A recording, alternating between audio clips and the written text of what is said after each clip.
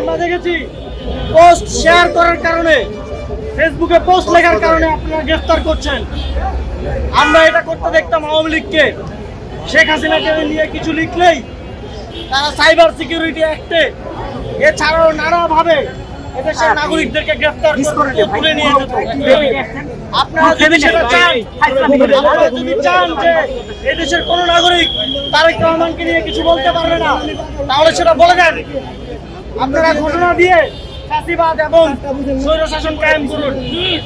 সামনে সামনে দেখাবেন যে প্রধানমন্ত্রী হেঁটে যাচ্ছে, এরশাদের মতো সাইকেল চালিয়ে যাচ্ছে, প্রধানমন্ত্রী গো কার্ট চালাচ্ছে, আর পেছনে পেছনে কেউ সমালোচনা করলে তাকে গ্রেফতার করবেন। এই ভণ্ডামি বাংলাদেশের মানুষ বুঝে গেছে। সুতরাং জাতীয় নাগরিক পার্টির পক্ষ থেকে আজকের এই বিক্ষোভ মিছিল থেকে আমরা আলটিমেটাম দিচ্ছি, আজকে রাতের মধ্যে অস্ত্রধারী হামলাকারী সকল সন্ত্রাসীকে গ্রেফতার করতে হবে। যদি গ্রেফতার না করা হয়, আমরা আপনাদের এই কার্যক্রমকে, এই হামলাকে এই জেনারেশনের সাথে যুদ্ধ ঘোষণা হিসেবে মেনে নেব এবং সামনের দিনে আমাদের সমালোচনা আর বিক্ষোভ মিছিল সমাবেশের মতো নিয়মতান্ত্রিক উপায় থাকবে না। কারণ আপনাদের সাথে, সন্ত্রাসীদের সাথে কখনো ভালোভাবে ব্যবহার করা যায় না।